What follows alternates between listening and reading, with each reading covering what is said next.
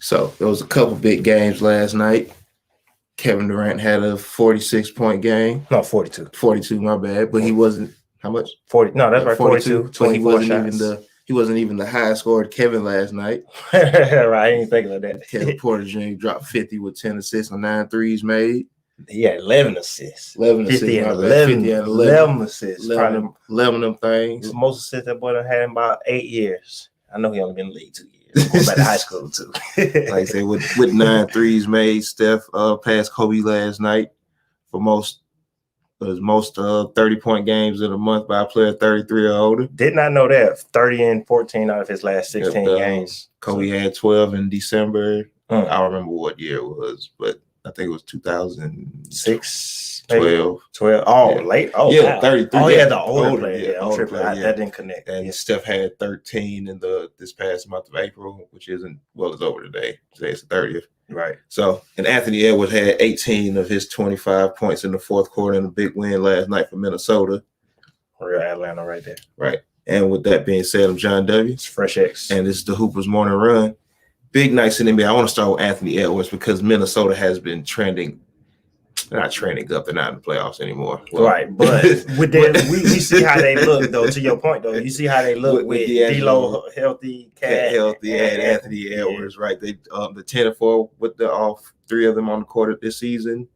I think they won 3 in a row now with all 3 of them out there. I know a couple. I think it was just a couple weeks ago, maybe last month. It had been reported that the GM said the only player that's not, that's not tradable is Anthony Edwards. They're gonna, if it's somebody there for Cat or D'Lo, they'll take it. I do want to say a Minnesota GM saying a statement like that just always brings up nightmares of the guy saying the only person that is untradeable on their team is Darko Milicic. And then remember about 2 years later with the draft, the story came out, do they got too much talent when they had Johnny Flynn, Ricky Rubio? Wesley, so I was getting a little nervous when Minnesota starts talking like this. No facts though. But he said it was out there. It's reported that he said it. All still 3 pretty young guys. Carthy Towns, #1 pick. Anthony Edwards, #1 pick. D'Lo was the top 5 pick. Number two? Yep. Top 2 pick. Okay. Him and Alonzo was back to back. Yeah, you're right. So if you're Minnesota, they seem to like the new coach, the interim coach. Do you keep the coach on full time? That's tough because successes of interim coaches are weird because it depending on the time of the year, it's always easier. I don't want to use that word, but I'm gonna use it anyway. It's easier to play well in the second half of the season. Teams start tanking. And it just seems like there's always more opportunities out there for certain people. So I definitely think he deserves a look because maybe he has the ear of the team. But I just feel like Minnesota just needs fresh everything. You got new owners, bring a new coach, possibly even a new GM. But I don't want to say that he doesn't deserve that job because he's definitely turned them around. So. And like I said, Anthony, he's definitely put that confidence in Anthony Edwards, who's been great since he's had a job, especially in the fourth quarter. Did he put the confidence in, or did he just let him play? He just let him play. You're right. He just let him play. He showed that he had the confidence in him to let him play his game and do what he does best, which is, he goes out there, he's a hooper. He gets buckets. Right. He get a flashy dunk, but he has to complete. I think right now, as a young player, especially as a rookie, his offensive game is where you want it to be. Yeah, honestly. I'm always for coaches letting players, especially rookies, as you get adjusted to the NBA, you're gonna add stuff to your game over your career if you're a player that works hard. But I'm always for coaches letting a player say, at least we know he can score and he can attack the basket, so we're gonna start you there, and then we're gonna add stuff as we go. We're gonna get you comfortable in the NBA life to let you know. Hey, use a 20-point scorer, and then you can be one now. And I think he's done a good job of letting him do that. So, at least showing that ability is there. No, definitely. And I know one of the things coming into the league, coming in after the college season was over, a lot of camps, scouting stuff, they were questioning his 3-point shot. Like they were saying, it might be a bit slow. They don't know if he's going to actually shoot good percentages because it just seemed like he was a gunner in college. But he went to Georgia. Like he was far beyond the best offensive player, if we're being honest. Right. And he's shown that he can make those shots, that he's going to be if nothing else, a consistent 3-point shooter off the step back, catch and shoot, 1 dribble, 2 dribble. Right. I would just say offensively, if you had to pick a weakness in his game, that would have been it. Just because, not that I didn't think he was a good shooter, but he's such an amazing athlete. He's such a strong offensive player. Right. He has a strong handle. He's not Kyrie dribbling the ball, but he has a strong handle. So I guess if you wanted to say what was his weakest, it would have been just shooting the ball. But most rookies come out just getting used to NBA life, usually take more, especially scorers. They always take more shots their rookie year than they do over the years. Their efficiency gets better. Right, because you're just trying to figure out where your spot's gonna be. Right. How you gonna get to the spots, adjusting to the. I know it's not I know a lot of people don't realize we're going from that high school to a college to an NBA court. It's 3 different things, honestly. So just figuring out the depth of the court as well. Yeah, it really is different. Now, to Kevin Porter, another young player with the 50 piece. I think he's the 3rd player that's under 20 to go 50 and 10. Him, LeBron twice, and Brandon Jennings. And Devin Booker. 4 players. Him and Devin Booker. Devin Booker scored 50 under at 20 under. That's what's up. Yeah. Shout out to my boy Brandon Jennings. Right. I was gonna say he's the he's the one that people is like Brandon, questioning like how Brandon Jennings on him. But of course, if he had the rookie record. I think it's still a record, right? 55 on the boys on Steph Curry head back when Steph had the weak ankles. It's gonna be some opportunities there for Kevin Porter in Houston to kind of in search of a new wing guard to fill James Harden's spot. And when you have games like this, of course, Stephen Silas sees this every day when they get a chance to practice or whenever he sees them.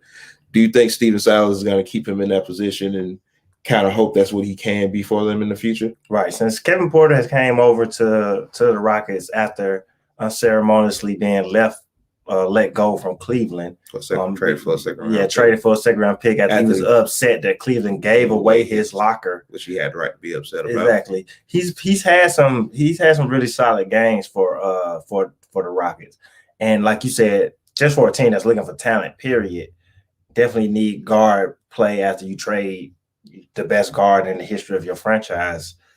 Yeah, best guard in the history of franchise. I think Kevin has shown some bright spots for them. The only thing with him for me is I wonder what's people's, like how much stock they have into him, because coming into his career, the automatic comparison for him was like a player like Nick Young.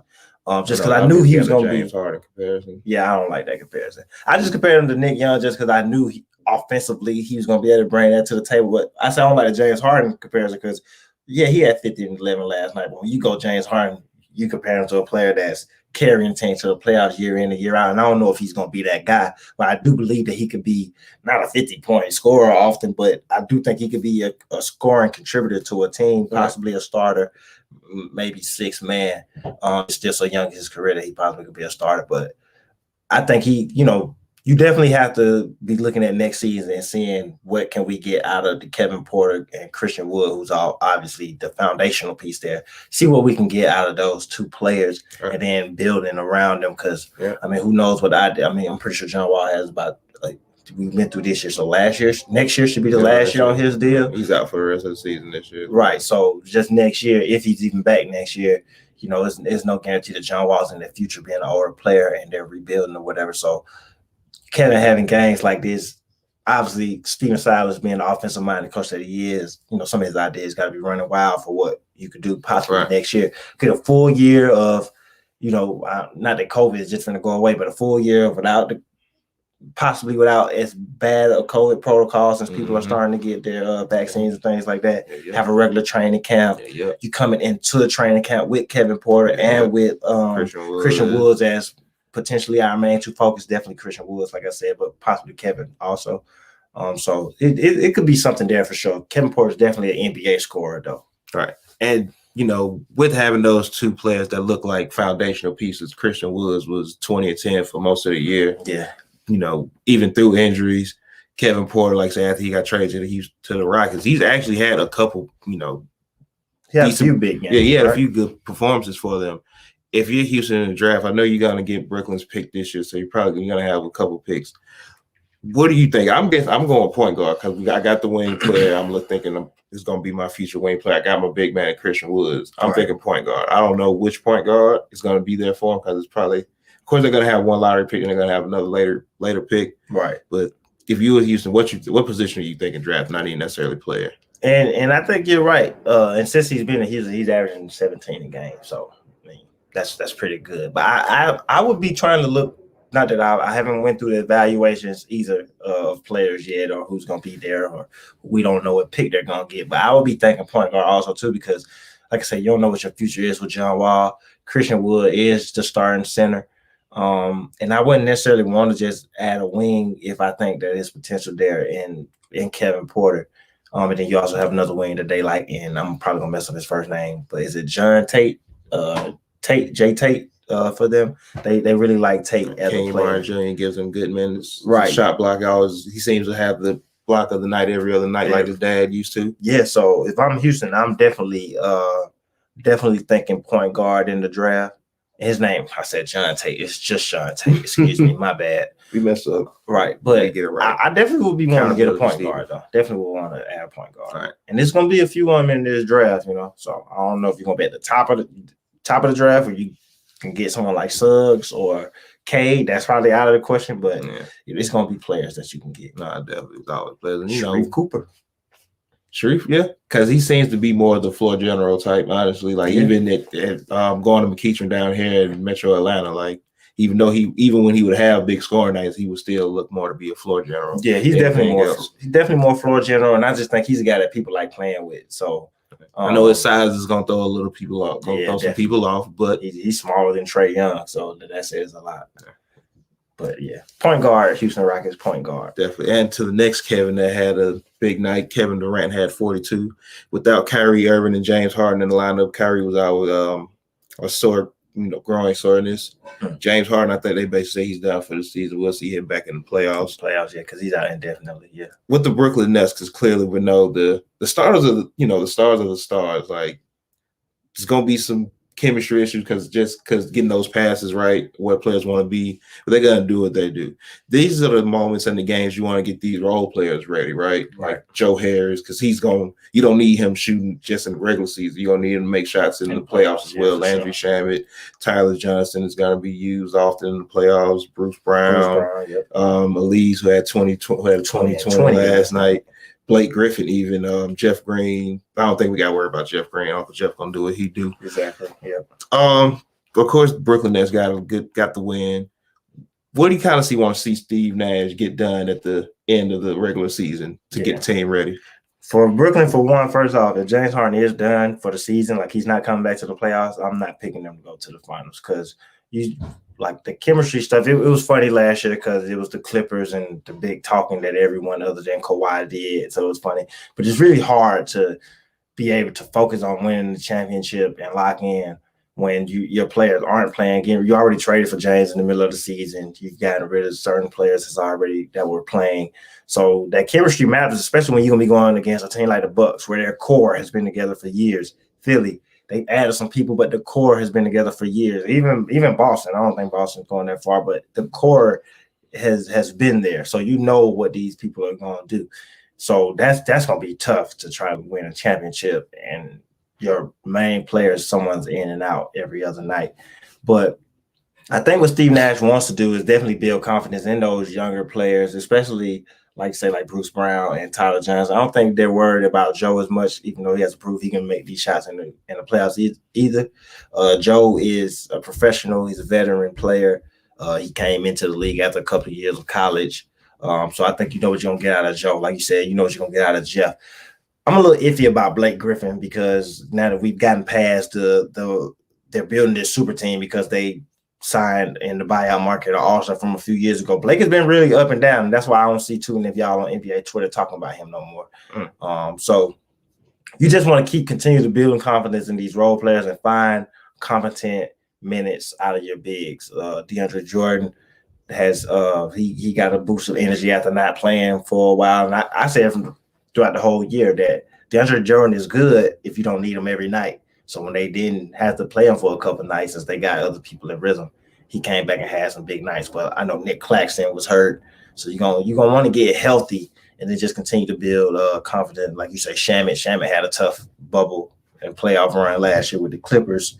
Of course, Marcus Aldridge had to retire after he found out about his heartbeat or whatever. So it's still some things to be fixed there. Nash is a rookie coach at the end of the day. Even though he has a solid staff, he still is a rookie coach. So the Nets still got a way to go. But as long as you got Kevin Durant, you'll be in position. So hopefully he's healthy the rest of the year. All right, no, that definitely got to make a difference. Like I say, Steve Nash is a rookie coach, but he has Mike D'Antoni right there to help him through some of these situations, especially offensively. And speaking of Steve Nash, I'm sick and tired of it. I had it.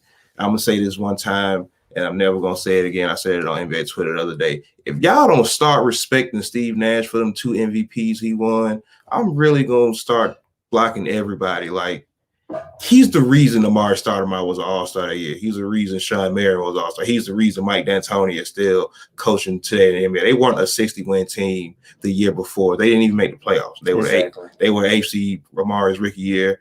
They didn't make the playoffs the second year. Steve Nash gets there and they're a 60-win team. And with players who, like, obviously Joe Johnson was still everyone else, Quinn Richardson, one of my favorite players, but Quinn Richardson's a role player. He's not turning you to a 60-win team. Barbosa was never a starter in his career. I like Sean Marion, the Matrix, one of my favorite players. He definitely wasn't carrying a team or whatever. He had 20 with Steve Nash. Exactly. And Amari was great. Definitely outside of Joe, the best player that he played with. But Steve Nash, Amari's career was significantly better with Steve Nash. Part of that's because of the injuries too. But and then you take Amari out because of injuries the next year and replace him with Boris Diaw, who everybody thought was a bust as a lottery pick in Atlanta, won most improved player, and we see what Boris Diaw's career turned into, winning a couple championships with the Spurs. Right. Now, with that being said, I understand what Shaq and Kobe did and why y'all want them to win. Think they should have won the MVP, but neither one of them should have won it over Steve Nash. He earned it. He deserved it. Let it go. Kobe's team was terrible that year, and Shaq, they were solid, but how can you compete with somebody that won 65 games? But those would have been the Miami Heat. Whatever game. Those teams were way those 2 years. Yeah, he was solid. Shaq, he wasn't MVP. He was. Steve Nash was like that. Kobe was there. I know that's what Kobe was doing, the scoring, but Steve Nash at 16 and 12 was more than making up those points combined, just off the points he would generate off his scoring and his assists. Right, and I mean 35 on a team that barely made the playoffs doesn't. I mean, why do you think Steph not about to win MVP this year? Well, so now, speaking of Steph and the Golden State Warriors, who've lost back-to-back games, one in a pathetic showing against the Dallas Mavericks, I think it was, and then to the Minnesota Timberwolves last night. Off by 40 to Dallas, 30. Yeah, it was at least 30. At 25 in the first half. 25. Oh yeah, because they went on a 9-minute stretch without scoring the ball. I believe it was 25 points in the first half. What was everyone's favorite player? Andrew Wiggins, who y'all got so mad at Stephen A. Smith for saying that they should trade him. Now, with that being said, they're 3 games in front of the Pelicans for the last spot in the play-in season. They played the Pelicans 3 times in the last 8 games. If it's Steph, I know you're gonna say yes, of course, but how often are you preaching the urgency in these last half a week of basketball regular season remaining to not, like, we either gonna make the playoffs or we not? Right. Like, we don't have to make the playoffs if y'all don't want to, because that's the feeling you kind of get in there. Like, Draymond didn't take a shot when they were struggling. He was like, everybody was struggling, and he didn't even attempt a shot.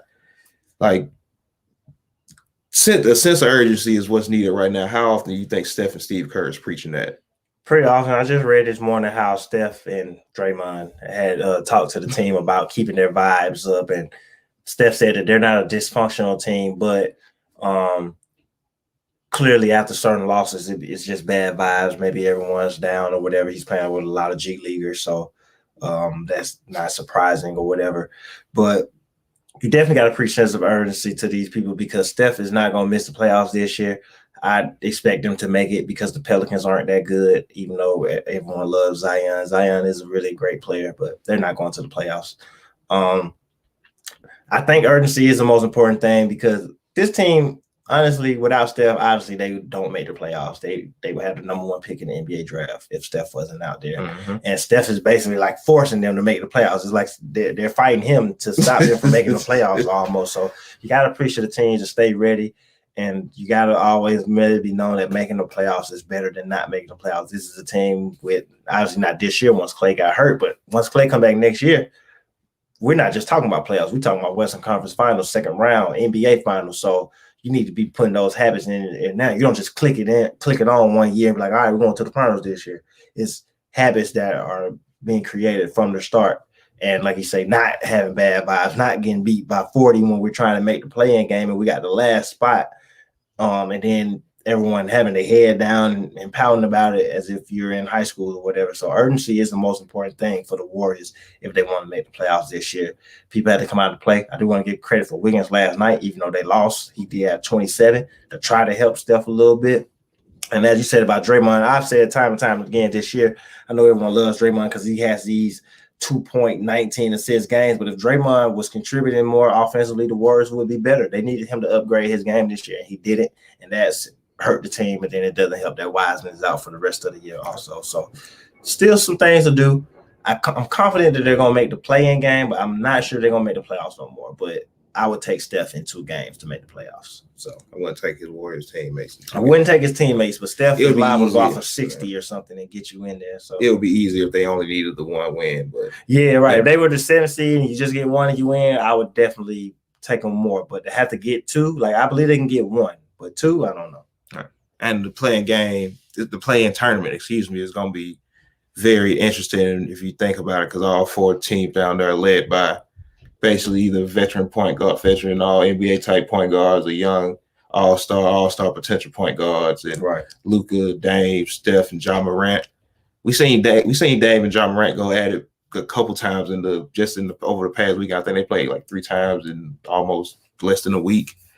Ja got 2 wins, and that Steph Dame the one the other night. Which point guard would you take out of the 4 just to get the win, to get their team to the playoffs? Definitely Dame. I honestly think that Portland isn't going to play in the play-in game. They're like a game behind Dallas. So I think they're going to get the 6th seed in Dallas. I want Dallas in the play-in game. They deserve it because you play a team like the Clippers to 6 games last year, and everyone says, oh, if Porzingis was healthy, y'all would have beat them. And then you come into this season, and y'all just straight trash. Honestly, they've had a terrible season. I know they're in position to make the playoffs, but Dallas they've significantly underachieved this year, or whatever. So, but if I had to take 1 game out of those players, definitely Dame and Steph would be my first 2 picks. Just because I think Dame loves them pressure field type situations, right. Or whatever. So I'm definitely picking Portland to make the playoffs. I think they're gonna get the 6th seed for sure. Do you think the Wizards can creep in there and make the playoffs? I think they can for one reason, because Charlotte has that 8th spot, and Charlotte being a surprise team this year, not having LaMelo Ball, which I think will hurt them a little bit, because he's such an important piece of the team. I would take Westbrook and Bill in 1 game against them. I definitely think they're going to get the play-in spot because behind them is the Bulls, and that Vooch trade, which I was a fan of, just don't seem like it's worked for the Bulls. Right. Seems like they've gotten worse since they made the trade or whatever. But I think the Wizards will get in. So now everyone that loves Westbrook, that act like everyone hates it, it's not that people hate Westbrook. I think people don't like what they see in a lot of things out of his game. But now y'all can have him in the playoffs, and y'all can be happy about that, I guess. But I definitely got the Wizards in. So like I said, just because if you look at the matchups, that 7, 8, 10, 9, they just look like they will play Indiana in the first round, which Indiana could beat them. They're a smart team, well-coached team. They got smart players. They have an all-star in Sabonis. Brogdon is a solid player. So, Indiana can win that game. I think it'll be a better bet for them to have to play Charlotte or whatever. But I think they can get it. And I say to Charlotte, though, because Charlotte will have to play Miami because Miami's in 7th right now. I would take Miami to win that game. Yeah. And then if Washington was to beat Indiana, they would have to play Charlotte to get that 8th spot. And I think I would take Washington. Yeah, I would take Washington to beat Charlotte. Yeah. If they can get past Indiana, they could beat Charlotte. Yeah. And if somehow Charlotte beats the Miami Heat, who just haven't been that good this year anyway, Jimmy Butler's been good when he plays basketball, but that hasn't been often. I would say that I probably would take Miami, but would you take Miami? When you got Westbrook, I would take Miami because of Bam. And I would assume that Jimmy's gonna play this game or whatever. So if they play, I would take them to win. But I had to say Westbrook and Bill in 1 game, 2 games to make it Those are two really explosive players. Their defense is really explosive also, as far as teams will explode on them and drop 150 points on them. So that's going to be tough. But they can also put up those numbers also. So I think the Wizards make the playoffs. I mean, I had them making the 6th seed this year from the start. You know, we can go back to the Couch Coach pregame show. Shout out to the Couch Coach. The preseason show that we did, the East and the West, and we all thought the Wizards were going to be better. Definitely. Something happened this. Not gonna forget about it. Kevin Love. Yeah. I was not gonna let this slip away. But Kevin Love, I'm gonna say it, through a little mini temper tantrum, got in attitude mode. And did you see anything that happened before the out of bounds play? I actually didn't either, and I've kind of been meaning to, but I haven't. So he got pushed once down, thinking they should have called a foul. That was right before. I think that was right before the inbound pass. He got bowled in the back another time. Mm-hmm. Shout out Coach. Definitely. But I guess he felt like the refs missed some calls. Then the ref threw the ball in, like, just so he can inbound it. That's when he did that. So he did that because he was mad. You hurt your team because you was mad at the refs. See, I didn't know that. That's honestly, that's basically what I took out. Like I said, saying it. Of course, everybody's been dissecting and having their take on it. Wait, before you finish, was he punished in any way for this happening? Did they fine him? I know he wasn't suspended. I don't remember seeing him being fined. I don't think he was fined. Of course, he apologized and said he's gonna ride with Cleveland until he dies. That's a lie. First opportunity. If he could have got out of there this year, we know he would have got out of there, but nobody was trading for Kevin Love and his $31 million. Right. He didn't want 2 years remaining on his contract. And he didn't want to leave no money on the table. So definitely not. That's why he didn't even do the Blake Griffin route where he just says whatever, or Drummond.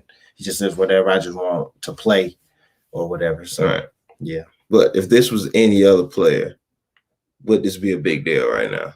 And when I say if this was any other player, if this was LeBron, Draymond, Kevin Durant, Kyrie, James Harden, Karl Anthony Towns, Joel Embiid, would this be a big deal, a bigger deal than what it seemed to be? Because it's kind of gone now, honestly. Right, it's over with. I haven't seen anyone really talk about it. Obviously, it was a talk when it happened, but it's moved on since then, and it would definitely be a big deal.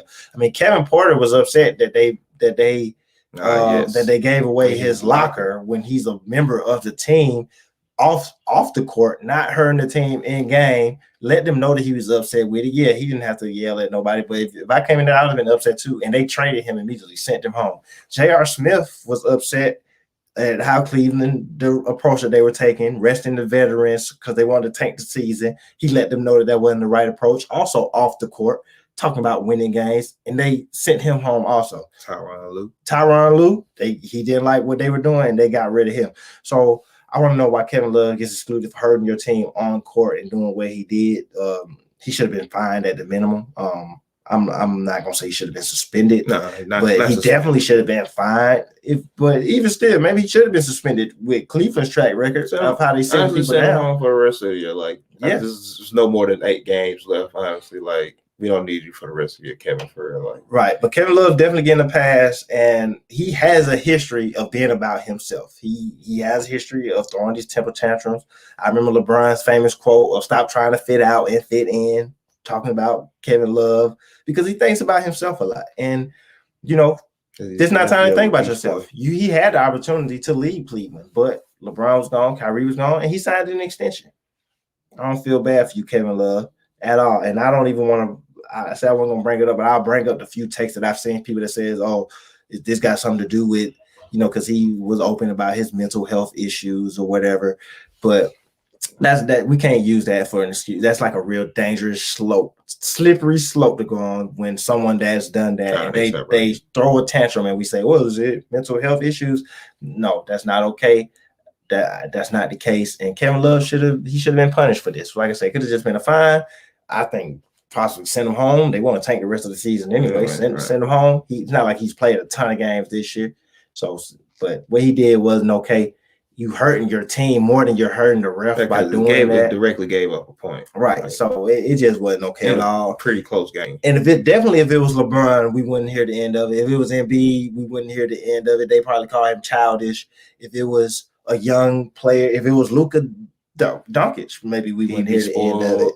Right, but it definitely, I will go out on a limb and say, if it was a black player in the NBA, we definitely wouldn't have heard the end of it. It would have been he was spoiled, he is entitled, and he probably got sent home for the rest of the year. Yeah, which Kevin Love should be because they're tanking anyway. Right. Before we get out of here, shout out to the Knicks once again. Do you think Leon Rose should be up for GM of the year? You definitely got to put him up there for GM of the year because none of us had the Knicks in the playoffs this year. Especially as a 4 seed. Home court advantage in the first round. Right. So they're definitely, they haven't locked it up yet, but it's looking like they're going to get home court. I hope the Hawks get it. So then we can beat them at home in the playoffs this year. But I definitely think Leon Rose should get it. I think those type of awards, he's going to be in the running. Utah's GM is going to be in the running, and Phoenix. Those are the usual suspects, right? For all of them, for even Coach of the Year, and I think they're going to be up there too. So I'm for James Jones potentially getting it too, because to make the move to get Chris Paul and be serious about making the playoffs this year, getting Jay Crowder, being the second seed in the West, second best record in the NBA, that speaks volumes. Also, I know a lot of us we had Phoenix making the playoffs, competing for the playoffs, playing game, but playing tournament. But then we have Phoenix at the number 2 seed, fighting for a number 1 seed, which they're probably not going to get because Utah has such a big lead. But they have the second best record in the NBA, I believe. Last time I checked, they were second best in the NBA. Second best record in the NBA. So I think Phoenix deserves some credit. But back to your point about it's only a 1-game lead though, so they could get it. There.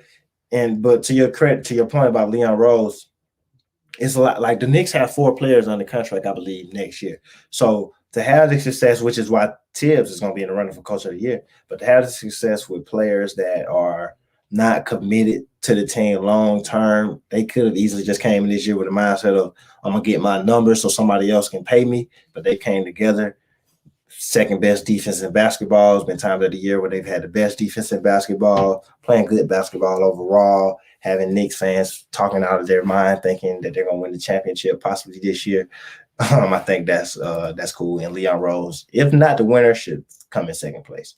But I probably would pick Leon to win GM of the year, and I would pick Monty to be Coach of the Year. And those awards usually go hand in hand. Yeah, for the most part. Yeah, but I think if one gets one, somebody else is gonna get the other out of the 3. I don't think the Coach of the Year and the GM is gonna come from the same team because people are gonna want to acknowledge at least two of the people from those 3 teams. Yeah. Not yet, definitely. Yeah, definitely. But other than that, you got anything else for the people? No, other than that, new episode out today at 12:30 as well of the pod. So be ready to click that link and give it a listen. Right. But yeah, other than that, nothing else. Appreciate the listeners. As always, shout out to Couch Coach.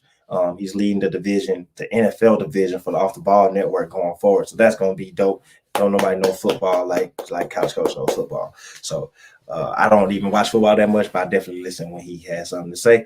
But shout out to the Off the Ball Network as always. Yeah. We here every Friday on the Off the Ball Network's Facebook page, also on the Hoopers YouTube page and the Hoopers Twitter page, 9 a.m., sometimes 9:05 for the Hoopers morning run. And then, of course, episode dropping at 12:30 today for the Hoopers pod. You can listen to that anywhere podcasts are available: Apple, Spotify, Google. It's going to be on Pandora. It's going to be on iHeartRadio. And after you listen to that at 12:30, come back and check us out at 8:30 tonight. 8 o'clock tonight. 8 o'clock. Check us out at 8 o'clock tonight on Nothing But Net Radio. Download the Dash Radio app. Go to the Nothing But Net channel, the Hoopers Hour, 8 o'clock tonight.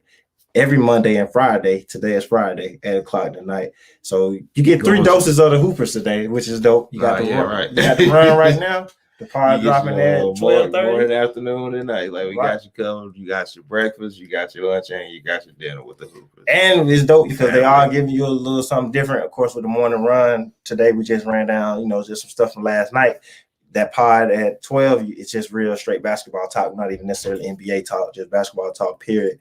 And then tonight, if you catch the show tonight, you can kind of get a wrap up from last weekend or whatever. So shout out to everyone that's been listening, making us the international professional podcasters that we are. And shout out to the Off the Ball Network and Nothing But Net Radio as always.